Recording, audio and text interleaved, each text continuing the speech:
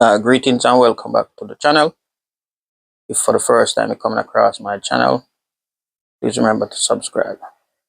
Today's question is, will there be another Marcus Garvey?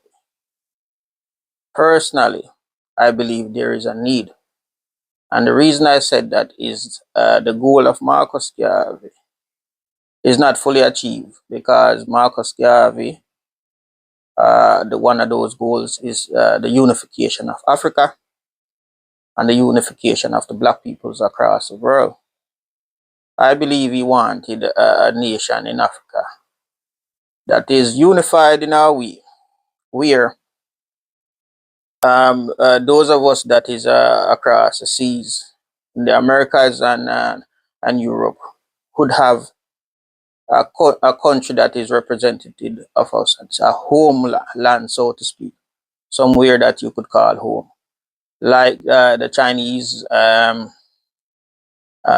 Italian, and all those other nations that have somewhere that they call home. Some of the abuse that is perpetrated against black people in the Americas and other places, those type of abuse in the same way if these were Indian citizens or Chinese citizens or citizens of Europe or any other places. So it's only because the African peoples of the world do not have a strong country to say, to call those that commit the abuse into give account. You see, because our countries is scattered all over Africa and on very weak, and we that is overseas do not have a powerful country that could call up powerful country with a powerful government that could call up the US government or other governments so that they could give account for incident of abuse by the police and other organization. So for one of those reasons, I believe that that there is a need. But what I will do is I won't talk. I will try not to talk too much. I have a few videos that I want to play this evening, and so that we could watch them together. And so I'll do it in a way where there's a discussion between a brother called Wadamaya, president of the UN, president of the UNIA, Stephen Golden, and have a nice reasoning, and then he will break it down in such a way that anyone could understand. So let's watch this video. All right. I don't know if enough people acknowledge the role that he played, but Marcus Garvey is the only man to have claimed leadership over our race universally. Nobody else has. I mean, people have been leaders of African Americans, church leaders, religious leaders, political leaders. Garvey claimed leadership of the entire race of Africans universally, right? And his organization was called the Universal Negro Improvement Association and African Communities League. And the purpose of that organization speaks to Garvey's vision: to establish a universal confraternity amongst the race, to promote the spirit of pride and love, to assist the needy and reclaim the fallen, to establish institutions for the racial and cultural education of our people, to organize ourselves so that we have representation across the world and in every major city, right? To promote a conscientious spiritual worship amongst Africans universally, right? To conduct a worldwide industrial and commercial intercourse for the benefit of the race, right? To aid in the development of Africa and the establishment of independent African communities. Yeah, man. Huge, huge. And he did this over 100 years ago. That was the vision. Yeah. Pan-Africanism is rooted in the fact that we have a shared history, and therefore for us to be successful we must embrace a common destiny. Hence his motto, one God, one aim, one destiny. Pan-Africanism is not a creation of the continent, of the people on the continent of Africa. Pan-Africanism was born in the belly of the slave ship, because before the slave ships, we had no identity as Africans. Yeah. We were either Yoruba or Ashanti, or we Fulani, or we Zulu, or we Xhosa, right? Or we Maasai, right? Or we Luo, right? But once we were on those ships, we had to put aside those differences, because we now faced a common enemy. And to overcome that enemy, we had to have umoja, right? We have to have unity. And so the concept of being Africans, of being black people, that's where it started. We didn't know we were black before that, 'cause everything was black. We only know the Muzungu was white. And so people must never forget that Pan-Africanism is what is necessary to unite Africans universally. And that's why I describe Garvey as a giant amongst the Pan-Africanists. Because not only did he have the philosophy and the sentiment, but he provided a practical solution and roadmap. We call it the black print of how it had to work. Spiritually, educationally, economically, and then physically, because we had to go back to reclaim Africa and build there, he said, an empire strong enough to protect black people wherever they were in the world. Black people have been subject to the worst and most atrocious, longest running diabolical social experiment ever performed on the section of humanity. But out of that trial, look at what we have given the world. We invented human rights. We invented human rights, as much people talking about human rights nowadays. Because at one point they tried to classify us as less than human. And we had to fight. We, the oldest branch of the human race, the first people on the earth. Like Jesus Christ, we were made to carry the weight of humanity in our historical experience. From a people who built the pyramids, to a people who were put in shackles, to a people who had to fight and die and campaign and petition the world to recognize humanity and to regard humanity and accord it universal rights. 20 years before the UN declared the Universal Declaration of Human Rights, Marcus Garvey declared the Declaration of Rights of the Negro Peoples of the World, August 13, 1920. And the first declaration was that we claim all black people throughout the world as free citizens of the motherland Africa. Declaration 14 said we have the inherent right to possess ourselves of Africa, and that right shouldn't be seen as no infringement on any claim by any European. Look at Africa as it is today. 54 countries designed in a boardroom in Berlin in 1884, where no black people sat at the table.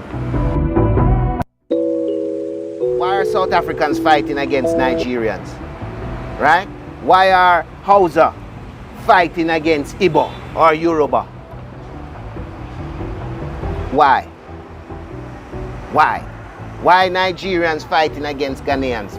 What is Nigeria? Nigeria is the Niger area according to the colonizer, and they joined them up and called them Nigeria. Ghana wasn't Ghana, it was the Gold Coast one time. Guinea wasn't Guinea, it was the Slave Coast one time. The Ivory Coast is still the Ivory Coast. Right? We have a lot of work to do then. Yeah, man. To embrace Garveyism is the only solution for Africans at home and abroad. And we need to teach it in the schools in Africa. I don't care what people want to say. If Garvey is not African, Garvey wasn't born here, Garvey is not Ghanaian. Garvey is universal to the black man. And we need to imbibe that medicine heart, mind, and soul. We didn't want to bring all 400 million back to the continent, but we wanted to bring enough back to the continent to build up the continent and to secure there a homeland and an empire that the world had to respect, and that the world knew that if they troubled the black people anywhere, they would face the wrath of this powerful empire, right? There are a billion Chinese probably outside of China, I don't know, right? If they reach those numbers, but they might be getting there. But everything they do goes back to supporting China. Before the Chinese were doing it, Garvey told black people to do it. Why we can't do it? Why we still divided, Tutsi and Hutu? What's wrong with us? Zulu and Xhosa. What happened there? This is the social experimentation, I tell you, that's been done on us to keep us divided, to keep us hating ourselves, to keep us competing against ourselves. They are the ones who indoctrinate us with this concept of scarce resources. Things wasn't scarce in Africa before that. No. We wasn't starving. No. We was walking on diamonds, and it was nothing to us.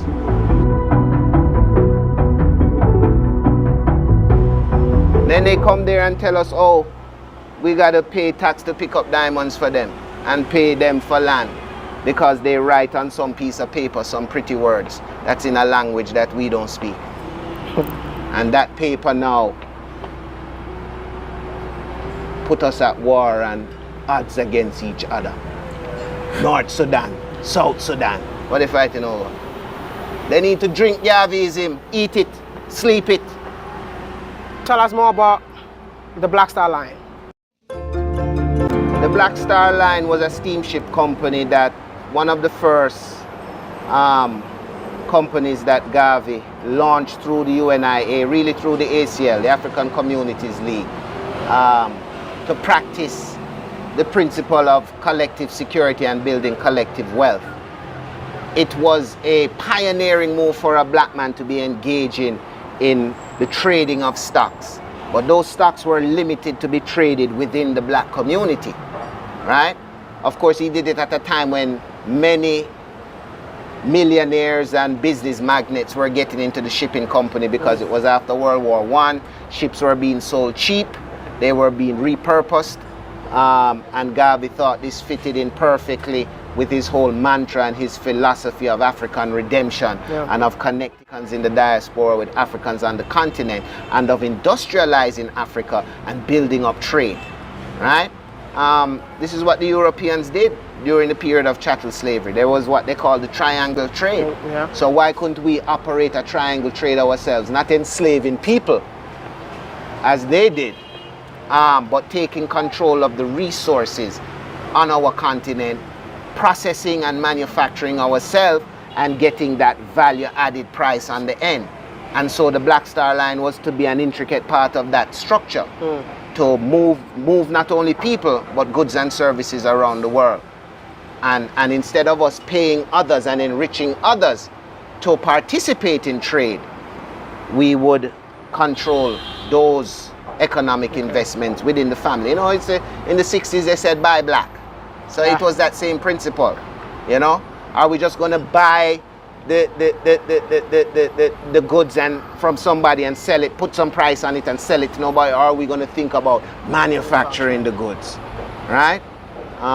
It's the same thing in Ghana. Trade in chocolate. You send out the raw chocolate and then you buy back the chocolate. And Belgium is telling you that they're the best chocolate makers in the world. Switzerland is claiming the best chocolate maker. They don't have one cocoa tree up there. So how they become the best chocolate makers in the world? And I noticed Ghana has put a big thing into now, saying, no, we want to control and process. We in Jamaica, we know how to process chocolate, because we had cocoa here too. I don't know if we brought it with us from Ghana, but we've been developing it. So Garvey's vision would have been to say, well, we have the expertise, we've been making the chocolate, we've seen how they make the chocolate, we can do it, you have the chocolate, and we're brothers. Literally, if you check our DNA, you will find we're connected, right? Yeah. So let's do business together.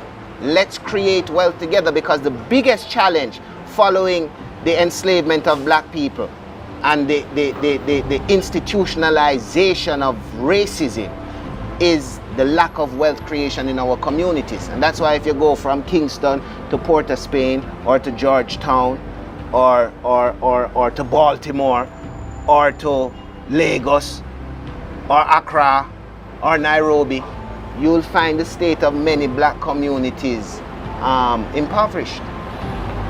Wealth creation. Europe has been control of wealth, creation of wealth, and they determine who gets wealth. And that's really what we're fighting. And we must consider that in every action that we take. When we fight against each other and compete against each other, we're only making them wealthy. In 1964, when they brought Marcus Garvey's body back home, they buried him here and built a shrine to him. And so he was then declared our first national hero. We never had no national heroes before that. He was the first one. And so the park was transformed around him and renamed National Heroes Park. And so we have other national heroes who are buried there. Not all of them, because some died long before that time. Like Nanny, she's not there, but there is a monument to her here, right? So let's take a look. November 15th, 1964. And then in May or April 65, Martin Luther King came. He came to pay homage. Yeah. After 11 hours of deliberation, the jury was called in by the eminent Jewish jurist Judge Mack and given a second set of instructions without their request. The gist of it was that if they had come back with a not guilty or hung jury, to remember the expense in which the government would be put, the public would have lost time, the court, the jury, and the witnesses would have to go through the entire exercise again. They went back into the jury room and 30 minutes later came back with a verdict. Justice is greater than the law. If justice was not included in the law, then the law would be of no use to us as human beings. What I was concerned with was the truth. I asked no mercy. I asked no sympathy. I asked for justice based on the evidence given in the courtroom. I later found out that the judge wanted to speed things up because he had an appointment with the International Zionist Convention in Chicago. It was also due to the fact that I had acquired my first set of papers for naturalization. In my closing statement, I told those 12 men that they were to judge a man by the testimony, by what had been brought into the case, by their judgment of what is wrong and what is right. You may condemn the body, but not the soul. It was not in their power to condemn the body. God condemns the soul. Judge me, and God will judge you for judging Marcus Garvey. The trial took 5.5 weeks, and every day I had a fight with the district attorney. As we went along, I realized it was impossible for me to escape the traps that were being laid out by the press, rival organizations, personal enemies, foreign governments who were interested in me being convicted. No one, not even the absent attorney, could have fought for me as I fought for myself, because he would have been risking the friendship and goodwill of the powerful influences that were aligned against me. There were several witnesses brought in by the government, who probably because of a bribe would say anything the prosecutors told them to. For instance, Edgar Gray, a man with a superabundance of intelligence, could not say where he was really from. He claimed he was born in Sierra Leone, West Africa. That man was a coconut born in Antigua.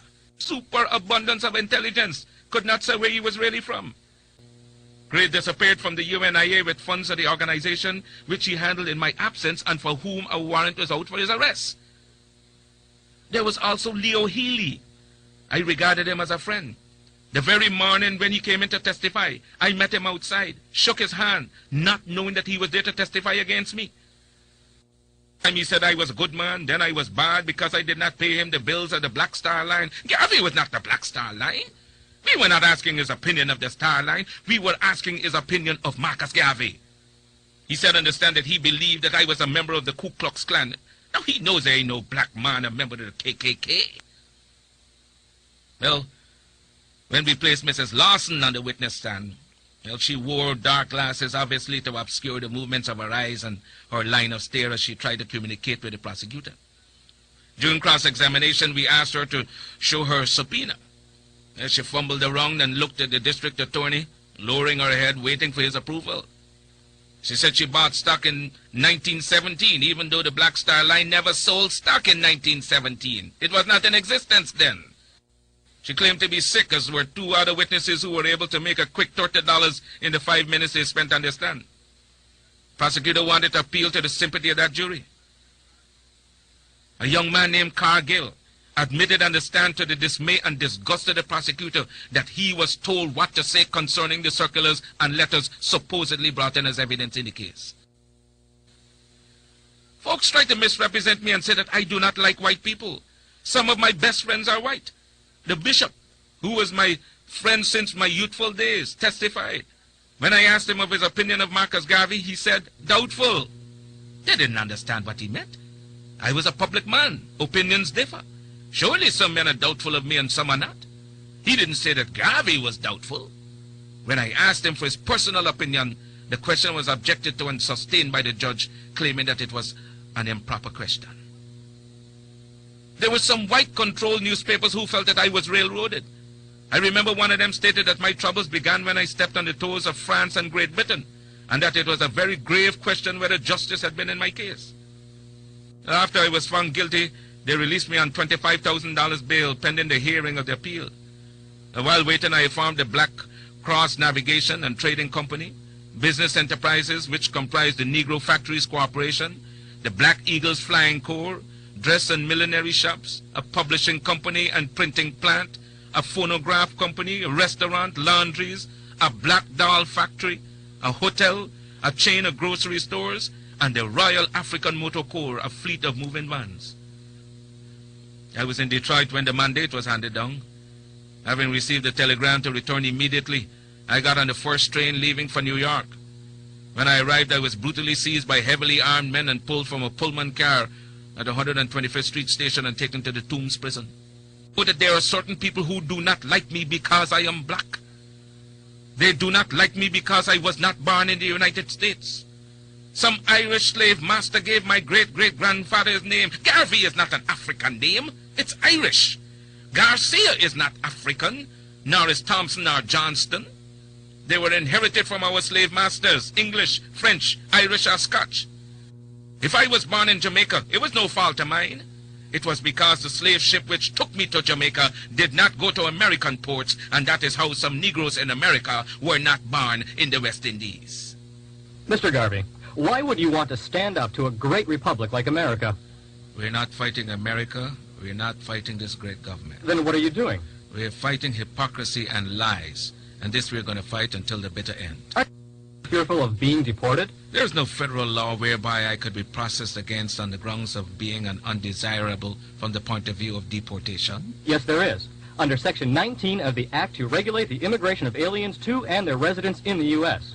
I arrived in this country on March 23, 1916. Today is June 18, 1923. That law still has not been enacted.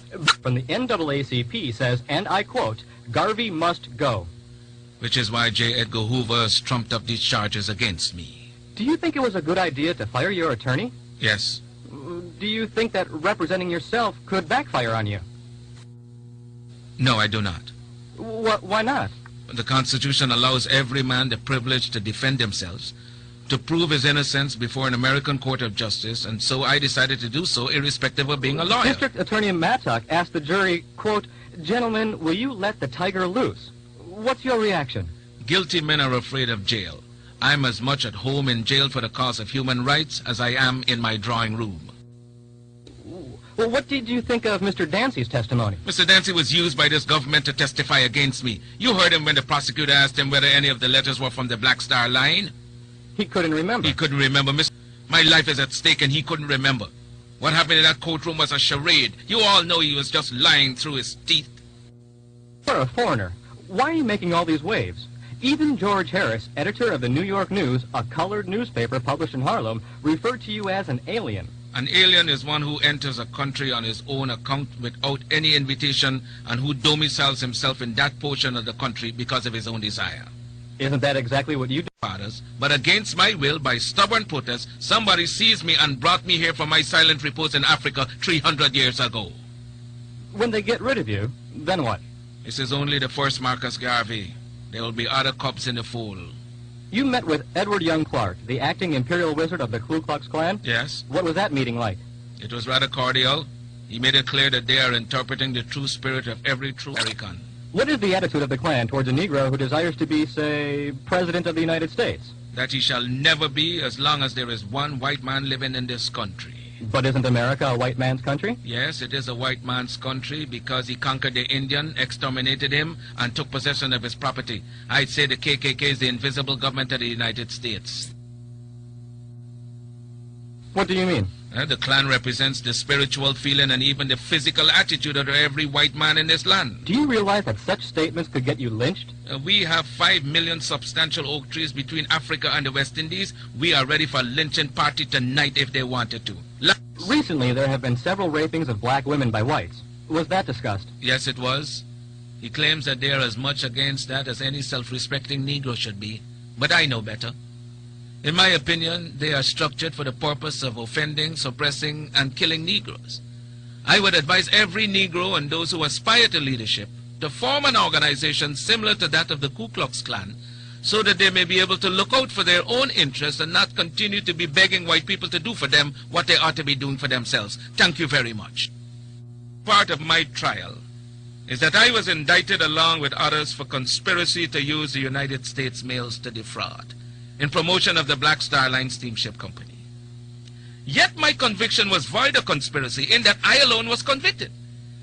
If I understand my conviction clearly, I was convicted for selling stock in the Black Star Line after I knew it to be insolvent. The difference between us and the trial court is that they wanted a conviction. All the others who had more to do with the actual selling of stock than I went free because they were not wanted. I received the fullest penalty that the law could impose. 5 years in the penitentiary, the maximum fine of $5,000 as provided by the law, and the entire cost of the case, a condition not generally imposed maybe once in 25 years. It was not Marcus Garvey on trial. It was not a question of money on trial. It was the principle of a race fighting for liberty on trial. And when you attack the principles of the UNIA, Garvey goes to war, and he remains on the firing line until he passes away or until Victor perches on the banner. I am going to prison because I dare to serve you, neglect my home, a loyal and dear woman, my wife, and myself. Above all, the things I prize most in the world is the honor of my name.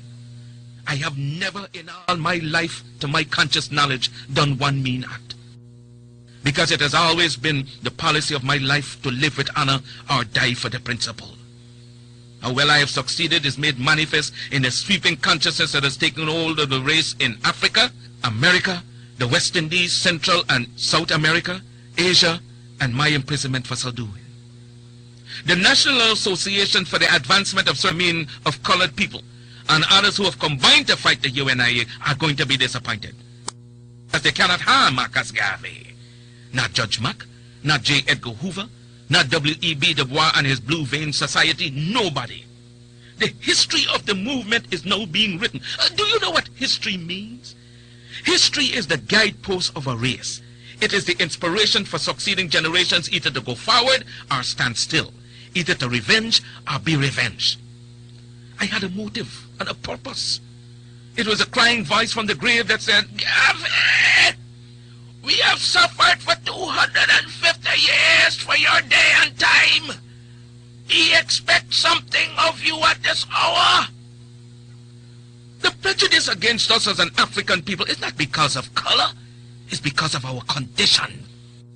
Prejudice against us as an African people is not because of color, it's because of our condition.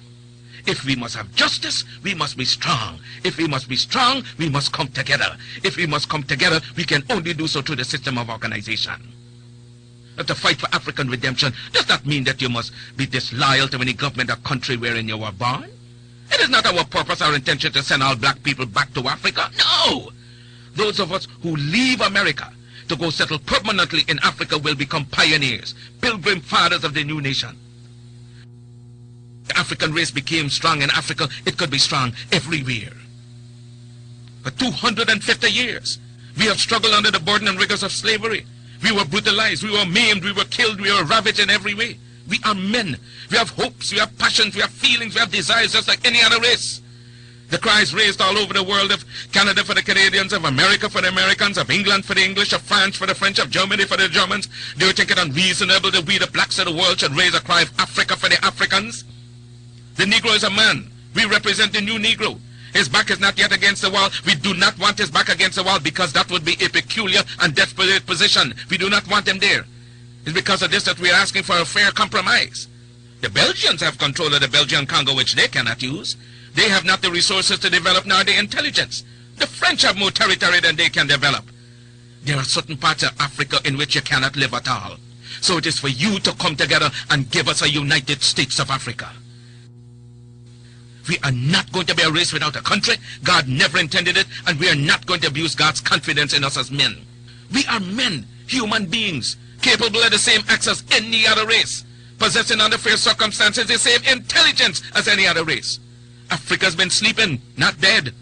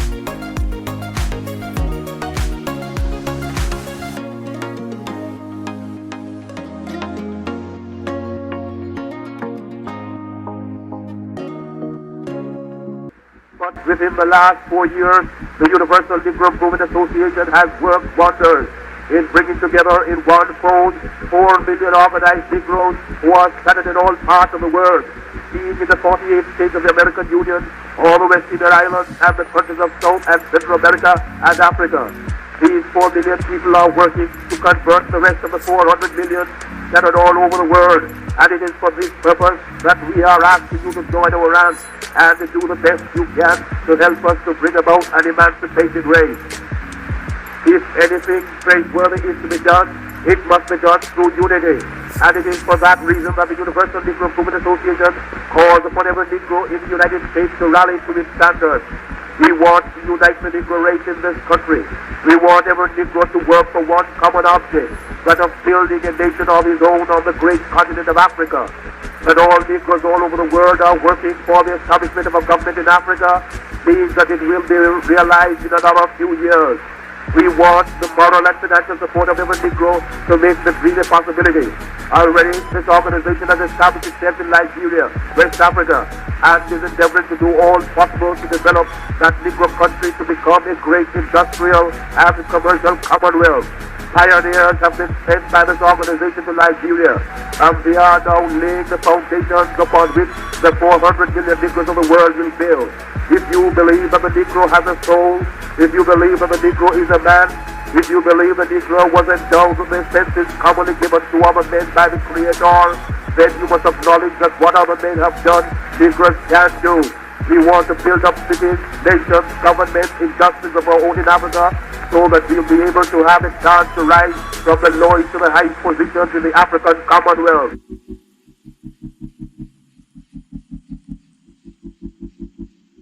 According to the thing, people are not subscribed. Please subscribe.